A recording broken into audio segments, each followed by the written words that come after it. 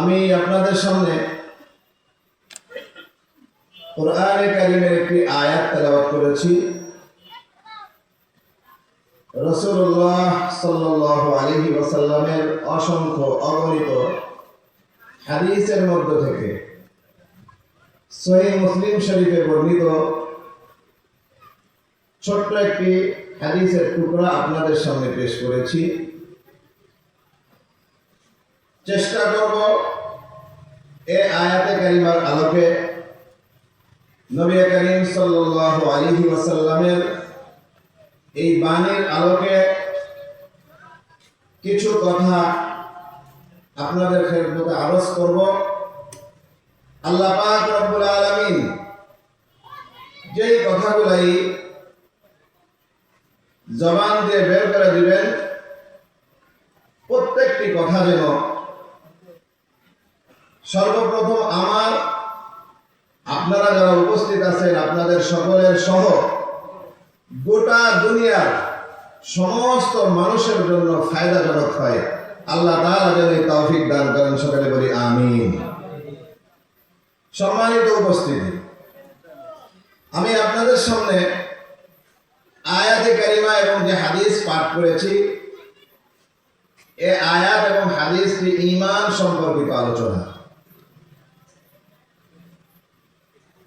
আমি যখন আপনাদের মাঝে এসে উপস্থিত হই, প্রতিমধ্যেই এশার আগে যে আলোচক আলোচনা করতেছিলেন, উনিও অত্যন্ত গুরুত্বপূর্ণ আলোচনা করতেছিলেন ঈমানের প্রয়োজনীয়তা সম্পর্কে। আলহামদুলিল্লাহ, ঈমান এমনই একটি দামি বস্তু, এমনই একটি দামি সম্পদ, এমন একটি গুরুত্বপূর্ণ বিষয় যার প্রয়োজন, যার উপকারিতা শুধুমাত্র পরকালের সাথে সম্পর্ক নয়। আমার কথা কি আপনারা বুঝতেছেন? ঈমান এমনই একটা সম্পদ, যেই সম্পদের সম্পর্ক, যেই সম্পদের প্রয়োজনীয়তা, এটা কি শুধু আখিরাতে? কি বলেন? এটা কি শুধু আখিরাতে? না, এটা শুধু আখিরাতে না, দুনিয়াতেও ঈমানের প্রয়োজন। যেটা এশার নামাজের পূর্ববর্তী যে আলোচক তিনি বলতেছিলেন, আয়াত পড়েছিলেন, ওয়ালাউ আন্না আহলাল কুরা আমানু ওয়াত্তাকাউ লাফাতাহনা আলাইহিম বারাকাতিন মিনাস সামা। তো যে আয়াত পড়তেছিলেন, যে বিষয়বস্তু নিয়ে কথা বলতেছিলেন, দুনিয়াবি প্রয়োজন, অর্থাৎ একজন মানুষের দুনিয়াবি বরকত পাওয়ার জন্য, দুনিয়ার প্রয়োজন মেটানোর জন্য, দুনিয়ার বরকতের জন্য তার ঈমান এবং তাকওয়ার বিকল্প নেই। কি বলেন? যদি বরকত না থাকে, এদিকে খেয়াল করুন তো, যদি বরকত না থাকে, সম্পদ অনেক আছে, বরকত নাই, সম্পদ কাজে আসে? যার বাস্তব প্রমাণ আমরা যদি দুনিয়ার দিকে আমাদের জানা পরিচিত, আমাদের সামনে, আমাদের সমাজে চলাফেরা করে এমনই এক দুই ব্যক্তি, যেই ব্যক্তির কাছে ঈমান এবং তাকওয়ার দৌলত আছে, আর যেই ব্যক্তির কাছে তাকওয়ার দৌলত নাই, ওই দুই ব্যক্তির সম্পদ, তার সম্পদের ব্যবহার, তার প্রয়োজনীয়তা, তার হাহাকার এবং তার অল্পে তুষ্টি, এই অবস্থাগুলো যদি আমরা দেখি, তাহলে আমাদের কোরআন হাদিসের লম্বা আলোচনা শোনারও প্রয়োজন হয় না। বুঝে আসে যে বরকত এটা একটা আলাদা জিনিস। তো যেহেতু পূর্ববর্তী আলোচক দুনিয়াবি কিছু প্রয়োজনীয়তা সম্পর্কে আপনাদের সামনে পেশ করেছেন, আমি চেষ্টা করব পরকালীন প্রয়োজনীয়তা এবং গুরুত্বটা আপনাদের সামনে উজাগার করে আমার আপনার দিলের মধ্যে এটাকে বসানোর জন্য আল্লাহর কাছে সাহায্য চাইব, এবং আমরা এজন্য এই বিষয়টা আলোচনা করব। তো ঈমানের পরকালীন গুরুত্বটা বোঝার আগে, সহজে বোঝার জন্য আয়াতে কারিমার তরজমা, হাদিসের অনুবাদের দিকে যাওয়ার আগে আমরা দুনিয়াবি একটা বিষয় লক্ষ্য করি, যে আমাদের সমাজে আমাদের দুনিয়াবি প্রয়োজনে সাধারণত গুরুত্বপূর্ণ যে প্রয়োজনগুলা, এগুলোর মধ্যে একটা হলো খাদ্য। কি বলেন, ঠিক না? আর একটা গুরুত্বপূর্ণ প্রয়োজন দুনিয়ার জিন্দেগিতে বস্ত্র। পোশাকাদি। আর একটা গুরুত্বপূর্ণ প্রয়োজন হলো বাসস্থান। আরো আনুষঙ্গিক যা কিছু আছে, গাড়ি, অন্যান্য সেগুলো আছেই, কিন্তু মৌলিক প্রয়োজন আমাদের এই তিনটা, নাকি কি বলেন? এই তিনটা না? আচ্ছা, আমাদের এই যে মৌলিক প্রয়োজনগুলো আছে, মৌলিক প্রয়োজন ছাড়াও আরো যত প্রয়োজন আছে, অর্থাৎ আমরা যেটাই ইচ্ছা করি, কথার কথা আমার মনে চায় আমি ভালো একটা দামি গাড়িতে চলাফেরা করব। এই দামি গাড়িতে চলাফেরা করব, উন্নত মানের একটা গাড়ির মালিক আমি হব। এইটা আমার যদি টাকা পয়সা না থাকে, কি বলেন, আমার গাড়ির জরুরত পড়া হবে? আমার ভালো গাড়ির আশা করলেই কি পুরা হয়ে যাবে? টাকার প্রয়োজন হবে। বুঝা গেল, দুনিয়াতে যদি আমার আপনার টাকা পয়সা থাকে, তাহলে ভালো গাড়িতে আমি চড়তে পারবো, ভালো গাড়ির মালিক আমি হতে পারবো। ভালো একটা অট্টালিকা, সুন্দর একটা রুম দরকার, এমন একটা যেন যে কেউ দেখলে কি হয়ে যায়, বিমোহিত হয়ে যায়, এরকম একটা ভালো ভবনের প্রয়োজন, একটা ঘরের প্রয়োজন। আমার কাছে টাকা নেই, কি বলেন, প্রয়োজন পুরা হবে? প্রয়োজন পুরা হওয়ার জন্য কি করতে হবে? টাকার ব্যবস্থা করতে হবে। তো এরকম শুধু একটা নয়, যা কিছু আছে দুনিয়াতে, যার টাকা পয়সা আছে তার জন্য ভালো গাড়ির ব্যবস্থা হবে, ভালো বাড়ির ব্যবস্থা হবে, ভালো পোশাকের ব্যবস্থা হবে, ভালো ভালো উন্নত মানের সুস্বাদু খাবারের ব্যবস্থা হবে। সব কিছুর পিছনে আমাদের যে সম্পদের প্রয়োজন হবে, সেই সম্পদের নাম হলো টাকা। কি বলেন, কথা ক্লিয়ার? আচ্ছা, এখন বলেন, একজন রিক্সাওয়ালা দিনমজুর, যার টাকা পয়সা নাই, তার পিছনে কি চোর ডাকাতের নজর পড়বে? আমার কথা বুঝতেছেন? একজন সাধারণ রিক্সাওয়ালা পঞ্চগড় শহর থেকে এখানে আসতেছে, রাতের বেলা, অনেক গভীর রাত্রে আসতেছে, আর রাস্তায় পেতে আছে ছিনতাইকারী, ডাকাত, চোর। তারা মানুষের সম্পদ লুণ্ঠন করার জন্য, মানুষের সম্পদ কেড়ে নেওয়ার জন্য, ডাকাতি করার জন্য পথে বসে আছে নির্জনে। যেখানে ফাঁকা জায়গা পাবে সেখান থেকে কি করবে? তার সম্পদ লুণ্ঠন করবে, সম্পদ কেড়ে নিয়ে যাবে। তো ওই জায়গা দিয়ে যখন অতিক্রম করতেছে একজন রিক্সাওয়ালা, দিন মজুর, দিন আনে দিন খায়, তারপরে তার অভাব মেটে না, এরকম অভাবী এক ব্যক্তি, তার পিছনে কি ওই ডাকাতের নজর পড়বে? তার সম্পদ কাড়ার জন্য ওই ডাকাত এবং চোর আর ছিনতাইকারী, তারা কি কোনো কৌশল অবলম্বন করবে? তারা কোনো প্রস্তুতি গ্রহণ করবে? তারা কোনো চিন্তা ভাবনা করবে? আরেকজন কোটি কোটি টাকার মালিক, লক্ষ লক্ষ টাকার মালিক, সে ওখান দিয়ে আসতেছে, কি বলেন, সকলের নজর তার দিকে পড়বে কি পড়বে না? সকলেই চাইবে যে এই সম্পদশালী ব্যক্তির সম্পদ আমার কি করতে হবে? ডাকাতি করে কেড়ে নিয়ে আসতে হবে, লুট করে নিয়ে আসতে হবে। তাহলে বোঝা গেল, দুনিয়াবি প্রয়োজন মেটানোর জন্য সম্পদের প্রয়োজন, টাকা পয়সার প্রয়োজন। আর এই টাকা পয়সার প্রয়োজন এই কারণে, ওই টাকা পয়সা ওলার দিকে চোর, ডাকাত, লুণ্ঠনকারী, তাদের নজর ওই দিকে থাকে। আমার কথাটা বুঝতে পারছেন? আচ্ছা, এখন যে লোকটার সম্পদ আছে, যেই লোকটা টাকা পয়সার মালিক, যার সম্পদ ডাকাতি হওয়ার আশঙ্কা আছে, যার সম্পদ ছিনতাই হওয়ার আশঙ্কা আছে, যার সম্পদ চুরি হওয়ার আশঙ্কা আছে, ওই লোকটা তার সম্পদ হেফাজতের জন্য কোনো ব্যবস্থা গ্রহণ করবে কি করবে না?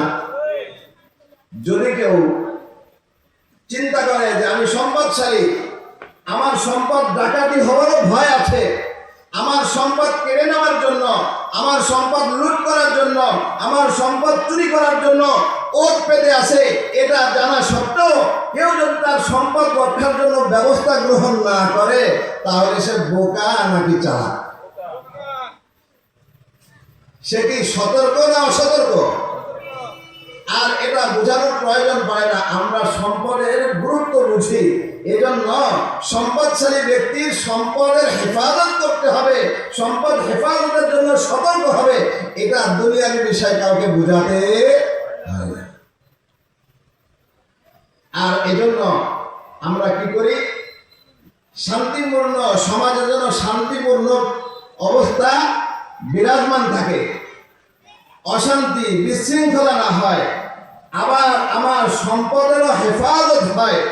এই জন্য আমরা যে পন্থাগুলো অবলম্বন করি, ওই পন্থাগুলোর মধ্যে অন্যতম একটা পন্থা হলো আমরা প্রশাসনের দ্বারস্থ হই। কথা ঠিক বলছি? আমরা কি করি না, নিজেরা নিজেদের হাতে আইন তুলে নেই না, সম্ভাবনা আমাদের দ্বারা। এজন্য আমরা প্রশাসনের দ্বারস্থ হই। আর প্রশাসনের ভাইয়েরাও আমাদের জনগণের জান মাল সম্পদ এগুলো হেফাজতের জন্য, আমাদের সার্বিক রক্ষণাবেক্ষণের জন্য তারা তাদের নিজেদেরকে নিয়োজিত রাখে, এবং এর জন্য তাদের অনেক কষ্ট স্বীকার করতে হয়, অনেক কুরবানি পেশ করতে হয়। বলেন ঠিক আছে? মেরে মোহতারাম দোস্ত বুজুর্গ ভাইও, এই যে টাকার কথা বললাম,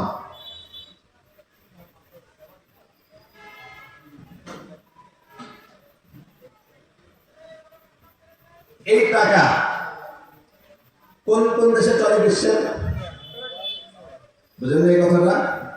এই যে টাকার কথা বললাম, যে টাকা দিয়ে, যে সম্পদ দিয়ে আমাদের প্রয়োজন মেটানো যাবে, ভালো ভালো গাড়ি কেনা যাবে, বাড়ি কেনা যাবে, পোশাক পরিচ্ছদের ব্যবস্থা হবে, ভালো ভালো খাদ্য খাবারের ব্যবস্থা হবে।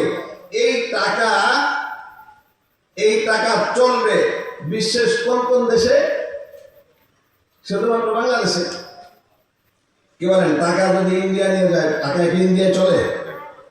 ইন্ডিয়া টাকা নিয়ে গেলে যে আমার এখানে গাড়ি দিবে? এই টাকাটাই, এই সম্পদটাই যখন বাংলাদেশের বর্ডার ক্রস করে, বর্ডার অতিক্রম করে ইন্ডিয়াতে ঢুকবে, তখন এটার নাম পরিবর্তন হয়ে যাবে। এটার নাম কি হবে? ইন্ডিয়াতে যেটা ব্যবহার হয়, যে সম্পদ মানুষের প্রয়োজন পুরা করার জন্য, ওটার নাম কি? রুপি। এইটাই যখন আরো পশ্চিম দিকে গিয়ে সৌদি আরবে যাবে, এটার নাম কি হবে? রিয়াল। এইটাই যখন আমেরিকায় যাবে, তার নাম কি হবে? ডলার। তো বোঝা গেল, সম্পদের প্রয়োজন হবে, সম্পদ থাকলে তার প্রয়োজন পুরা হবে, কিন্তু এই সম্পদটা একটা এরিয়ার এক একটা নামে। বুঝলেন না এই কথাটা? এই সম্পদ এক একটা এরিয়ায়, এক একটা অঞ্চলে, এক একটা দেশে এক এক নামে ব্যবহৃত হয়। তাহলে টাকা নামক সম্পদ প্রয়োজন পুরা হওয়ার জন্য বাংলাদেশের জন্যই সচল। এই টাকা নামক সম্পদ বাংলাদেশের বর্ডার পার হয়ে ইন্ডিয়াতে গেলে এই সম্পদ চলে না, বাতিল। সেখানে আরেকটা রুপি নামক সম্পদ সেখানে চলে। কি বলে? ঠিক না ঠিক? অনুরূপ ভাবে রুপি নামক সম্পদ সৌদি আরবে গেলে তখন আর চলে না। তখন ওখানে যে সম্পদের প্রয়োজন হয় নিজের জরুরত পুরা করার জন্য, নিজের দুনিয়াবি চাহিদা মেটানোর জন্য, নিজের আশা আকাঙ্ক্ষা পুরা করার জন্য, ওই সম্পদের নাম হয় রিয়াল। সুতরাং সাধারণত দেশের মধ্যেই, পৃথিবীতে জমিনের উপরই ভাগে এই 70 বছরের জিন্দেগি আমাদের প্রয়োজন মেটানো হবে। এর জন্যই যদি একই সম্পদ এক এরিয়ায়, এক এলাকায় গেলে, এক দেশে গেলে নাম পরিবর্তন হয়, তাহলে আখিরাতের প্রয়োজন পুরা হওয়ার জন্য আমাদের একটা সম্পদের প্রয়োজন হবে। ওই সম্পদটা, ওই আখিরাতের একটা বর্ডার আছে, হলো কবর। ওই কবরের বর্ডার পার হওয়ার পরে টাকা চালু থাকবে, টাকা চলবে, রিয়াল চলবে, ডলার চলবে, এই রুপি চলবে। এই চিন্তা এবং এই ধ্যান ধারণা নিয়ে যদি আমরা চলি, তাহলে কি আমরা বোকা না চালাক?